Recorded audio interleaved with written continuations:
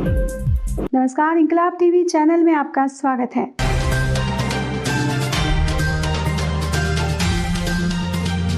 भाकपा माले समस्तीपुर जिला कमेटी की एक दिवसीय बैठक शहर के माल गोदाम चौक स्थित जिला कार्यालय में जिला सचिव उमेश कुमार की अध्यक्षता में संपन्न हुई। बैठक में मिथिलांचल प्रभारी सह पॉलिट ब्यूरो सदस्य धीरेन्द्र झा भी शामिल हुए। बैठक में लोकसभा चुनाव की तैयारी को लेकर विस्तार पूर्वक चर्चा की गई। बैठक को संबोधित करते हुए भाकपा माले पॉलिट ब्यूरो सदस्य धीरेन्द्र झा ने कहा कि 2024 का चुनाव अति विशिष्ट चुनाव है।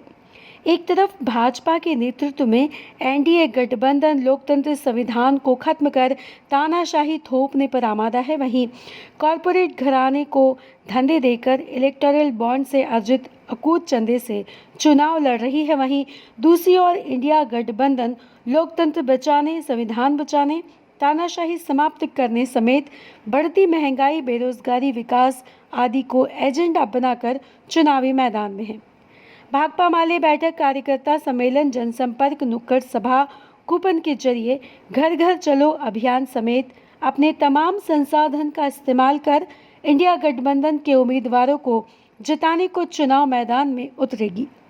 बैठक में केंद्रीय कमेटी सदस्य सह पूर्व विधायक मंजू प्रकाश, राज्य कमेटी सदस्य वंदना सिंह, जिला कमेटी सदस्य जीबच पासवान, रामचंद्र पासवान, सुरेंद्र प्रसाद सिंह, महेश कुमार, उपेंद्र राय, मनीषा कुमारी, रोशन कुमार, महावीर पोद्दार, अमित कुमार, राजकुमार पासवान, फूल बाबू सिंह, सत्यनारायण महतो, अजय कुमार, रंजीत राम, दिनेश कुमार, हरिकांत झा, अनिल चौधरी, ललन कुमार, जयंत कुमार, गंगा प्रसाद पासवान, लोकेश राज आदि उपस्थित थे।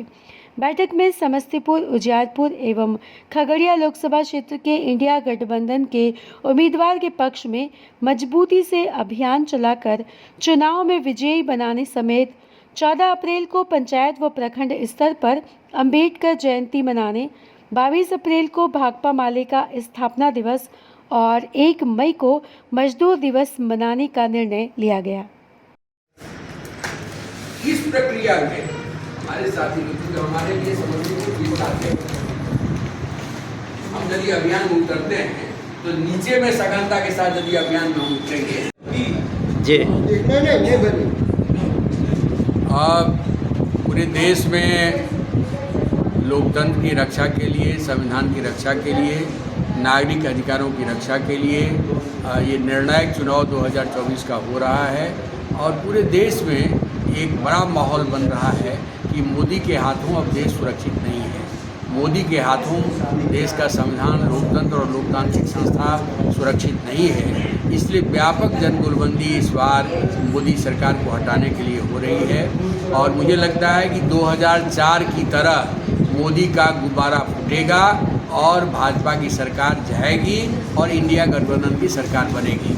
बिहार में एक ज़बरदस्त माहौल बन रहा है और बिहार में महागठबंधन के सभी जगहों पर सभी प्रत्याशियों की एक बेहतर स्थिति बन रही है। समाज का एक व्यापक गोलबंदी, दलित, गरीब, अक़लियत, महिला, छात्र, नौजवान सबों की गोलबंदी महागठबंधन प्रत्याशी के पक्ष में हो रहा है और इससे भाजपा परेशान होकर के गैर राजनीतिक मुद्दे को वो राजनीतिक मुद्दा बना रही है और बिहार की जनता उनके झांसे में नहीं आएगी और अपने मुद्दे पर, अपने सवाल पर बिहार के साथ मोदी सरकार ने जो गद्दारी की है, मोदी सरकार ने जो विश्वासघात किया है, इन सारी चीज़ों का बदला लोग करेंगे क्योंकि मोदी राज में प्रवासी मजदूरों के साथ बड़ी नाइंसाफ़ी हुई है।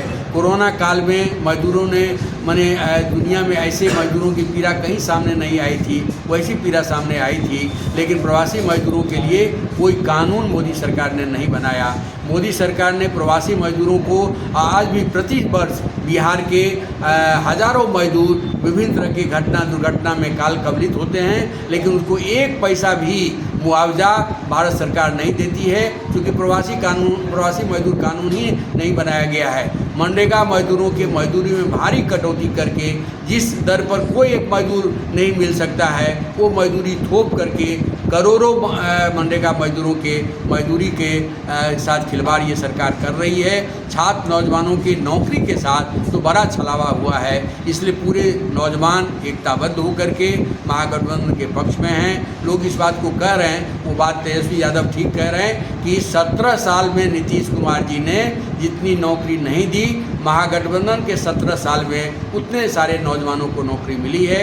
ये एक बड़ा एजेंडा बना है, खेती किसानी का बड़ा एजेंडा बना है, क्योंकि यहाँ पर ये जो कानून होना चाहिए, जिस कानून को किसान आंदोलन के दबाव में भारत सरकार में बनाए रखे हुए हैं, और जो किसान विरोधी कानून है, एमएसपी की गारंटी नहीं है, खरीफ फसलों के खरीद की कोई गारंटी नहीं है, तो इन सारे प्रश्नों को लेकर के एक बड़ा माहौल बन रहा है। और इस पूरे माहौल में भाकपा माले ने तय किया है कि हम 40 सीटों पर 3 सीट हम प्रत्यक्षता लड़ रहे हैं। उन सीटों पर भाकपा माले के पक्ष में एक बड़ा माहौल बन रहा है।